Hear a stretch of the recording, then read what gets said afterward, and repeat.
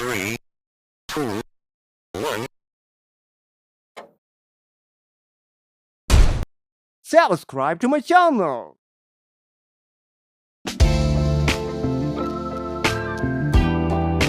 Halo semua, kembali lagi di channel YouTube saya Raffi Ardana dari mahasiswa Universitas Gunung Jati Cirebon, Fakultas Ekonomi dan Bisnis Prodi Manajemen dengan NPM 1210200326 dari kelas Manajemen 2N STM.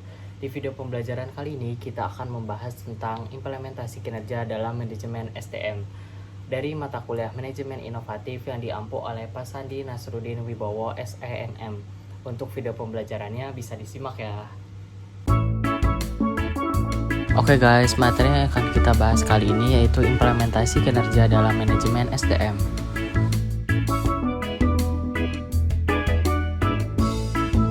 Poin yang pertama yaitu tingkat kinerja.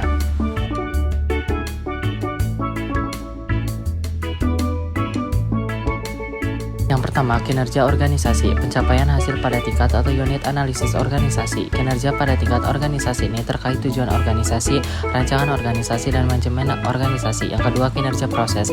Kinerja pada proses, tahapan dalam menghasilkan produk atau pelayanan. Ini dipengaruhi tujuan proses, rancangan proses, dan manajemen proses. Ketiga, kinerja individu atau pekerjaan. Pencapaian atau efektivitas pada tingkat pegawai atau pekerjaan ini dipengaruhi tujuan pekerjaan, rancangan pekerjaan, dan manajemen pekerjaan serta karakteristik individu menurut Ramler dan Brace tahun 1995. Poin selanjutnya yaitu garis besar kategori arti kinerja.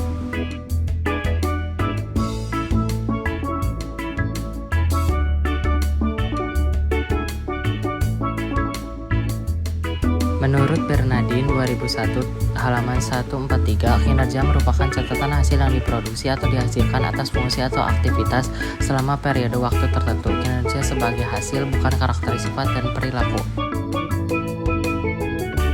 Richard 2003, kinerja sebagai hasil juga terkait dengan produktivitas dan efektivitas. Produktivitas merupakan hubungan antara jumlah barang dan jasa yang dihasilkan dengan jumlah tenaga kerja, modal, dan sumber daya yang digunakan dalam produksi itu. Kinerja merujuk pengertian sebagai perilaku merupakan seperangkat perilaku yang relevan dengan tujuan organisasi atau unit organisasi tempat orang bekerja. Kinerja merupakan sinonim dengan perilaku. Kinerja adalah sesuatu yang secara aktual orang kerjakan dan dapat diobservasi. Kinerja mencakup tindakan-tindakan dan perilaku yang relevan dengan tujuan organisasi. Poin selanjutnya yaitu pendekatan pengukuran kinerja. Pendekatan ukuran standar kinerja dalam melakukan pengukuran. Yang pertama, pendekatan personality traits mengukur kepemimpinan, inisiatif, dan sikap. Kedua, pendekatan perilaku mengukur umpan balik, kemampuan presentasi respon terhadap komplain pelanggan. Ketiga, pendekatan hasil mengukur kemampuan produksi menyelesaikan produk sesuai jadwal, peningkatan produksi atau jualan. Menurut De Vries dan aspek pengukuran kinerja, yang pertama produktivitas, yang kedua kualitas, yang ketiga ketepatan waktu, yang keempat putaran waktu, yang kelima penggunaan sumber daya, yang keenam biaya. Jenis ukuran kinerja, yang pertama ukuran uang, pendapatan, pengeluaran, pengembalian. Yang kedua ukuran upaya atau dampak, capaian sasaran, penyelesaian proyek, tingkat pelayan, kemampuan mempengaruhi. Ketiga ukuran reaksi, penilaian rekan kerja, pelanggan, pemegang pekerjaan lainnya. Keempat ukuran waktu, pelaksanaan kerja dibandingkan jadwal batas akhir, kecepatan respon jumlah sasaran. Ukuran kinerja dalam dimensi kualitas, yang pertama ada kehandalan, yang kedua daya tanggap, ketiga kompetensi, keempat akses, kelima kesopanan, keenam komunikasi, ketujuh kejujuran, kedelapan keamanan, kesembilan pengetahuan terhadap pelanggan, kesepuluh bukti langsung. Perspektif atau aspek balanced scorecard dalam mengembangkan pengukuran kerja. Yang pertama pengukuran kerja dari aspek keuangan, biaya administrasi minimal. Kedua pengukuran aspek pelanggan, kepuasan pelanggan. Ketiga aspek proses bisnis internal, sistem kontrol. Keempat aspek pertumbuhan dan pembelajaran, tersedianya informasi pembuatan keputusan kerja.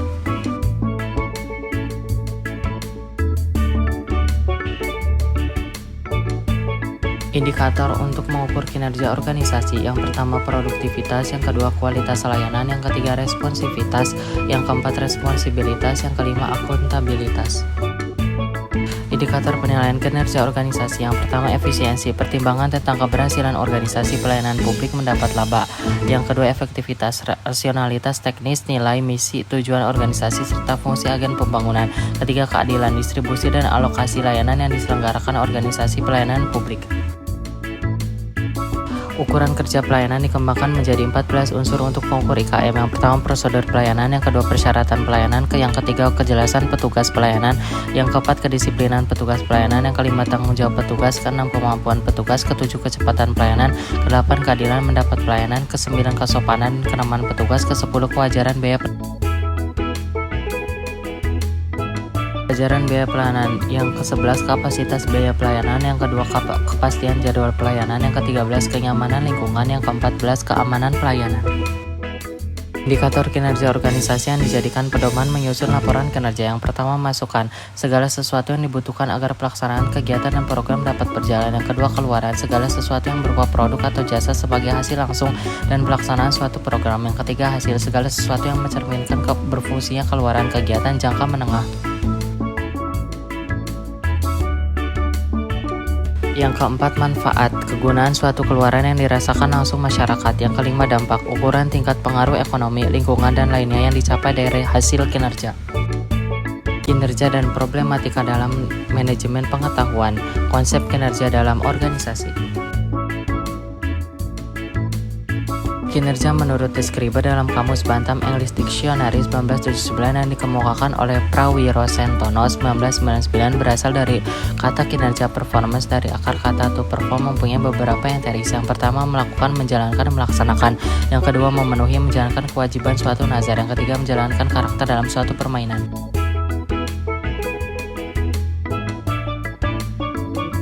Yang keempat, menggambarkan dengan suara atau alat musik. Yang kelima, melaksanakan atau menyempurnakan suatu tanggung jawab. Yang keenam, melakukan suatu kegiatan dalam permainan. Yang ketujuh, memainkan pertunjukan musik. Yang kedelapan, melakukan sesuatu yang diharapkan oleh seseorang atau mesin.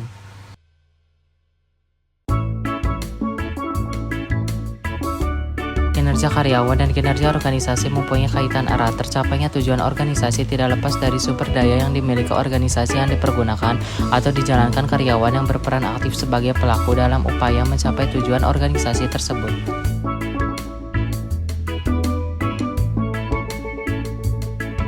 Kinerja adalah hasil kerja yang dicapai oleh seseorang atau kelompok orang dalam suatu organisasi sesuai dengan wewenang dan tanggung jawab masing-masing dalam rangka mencapai tujuan organisasi yang bersangkutan secara legal, tidak melanggar hukum, dan sesuai dengan moral etika. Poin selanjutnya yaitu definisi kinerja.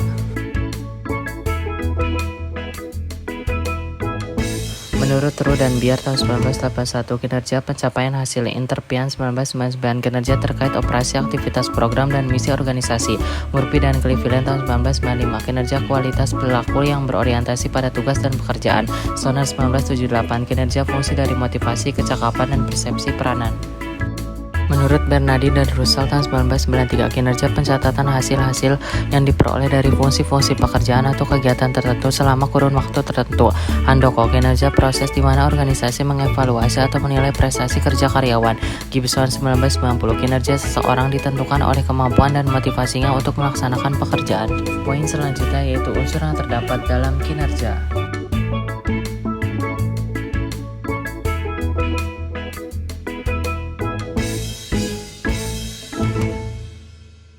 Yang pertama, ada hasil-hasil fungsi pekerjaan. Yang kedua, faktor-faktor yang berpengaruh terhadap prestasi kerja pegawai.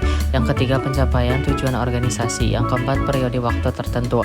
Yang kelima, tidak melanggar hukum. Yang keenam, sesuai dengan moral dan etika.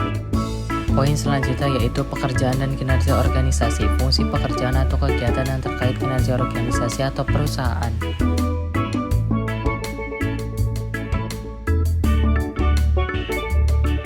Yang pertama, ada strategi organisasi. Yang kedua, pemasaran. Yang ketiga, operasional. Yang keempat, SDM. Dan yang kelima, keuangan. Poin selanjutnya yaitu intelijensi kapital dan parameter kinerja. Berikut merupakan alur bagan manajemen pengetahuan.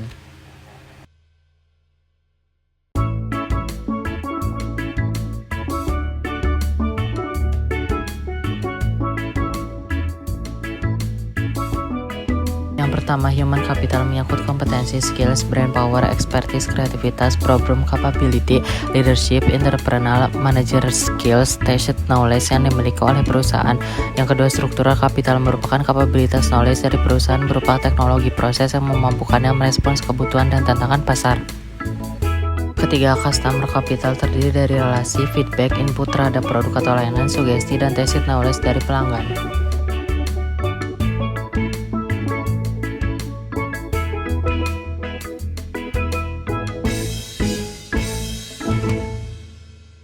Dari ketiga jenis kapital tersebut membentuk tiga lingkaran yang saling mengait dan disatukan oleh segitiga value creation. Value creation yaitu kemampuan penciptaan nilai yang ditentukan human capital, struktur kapital, dan customer capital yang dimiliki perusahaan. Poin selanjutnya yaitu indikator kinerja organisasi. Yang pertama, performa harus mengarah hasil dan semangat untuk menghasilkan nilai. Yang kedua, harus dapat diukur sehingga input dan output dapat dikuantifikasi. Yang ketiga, unit dan personal yang diukur kinerjanya harus memahami metode penilaian dengan penjelasan minimal. Yang keempat, hasil penilaian dapat dikomunikasikan segera. Yang kelima, tersedia mekanisme penggabungan hasil penilaian kerja dengan feedback dan learning. Yang keenam, terhubung objektif dengan kebijakan insentif dan kebijakan pegawai. Yang ketujuh, bersifat seimbang antara orientasi keberhasilan jangka pendek dan panjang.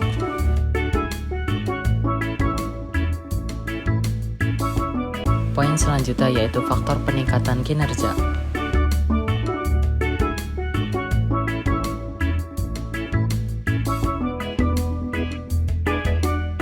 Pendorong. Yang pertama, audit modal intelektual bertujuan memonitor dan mengatur modal intelektual perusahaan. Yang kedua, audit modal intelektual memerlukan tim yang terdiri atas ahli strategi organisasi, keuangan, SDM, analisis pengetahuan, properti intelektual, dan pemasaran. Penghambat. Yang pertama, masalah yang melekat dalam sistem pengukuran manajemen pengetahuan itu sendiri. Yang kedua, sulit mengidentifikasi hubungan langsung antara inisiatif manajemen pengetahuan dengan performansi perusahaan. Yang ketiga, manajemen biasanya meminta indikator kasat mata seperti dampak terhadap performansi keuangan dan operasional lainnya.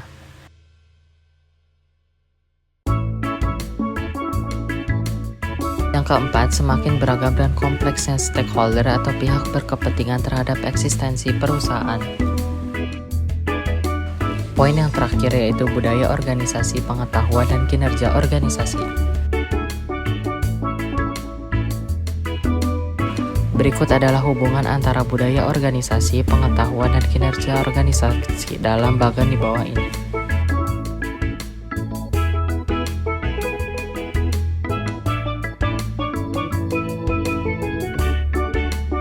Oke guys, terima kasih yang sudah menonton video pembelajaran tadi. Apabila ada kesalahan kata atau kekurangan, mohon dimaafkan. Jangan lupa like, komen, dan juga subscribe ya, biar Raffi lebih semangat lagi untuk mengupload video pembelajaran lainnya.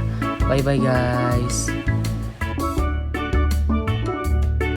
Terima kasih yang sudah menonton video pembelajaran tadi. Apabila ada kesalahan atau kekurangan kata, mohon dimaafkan.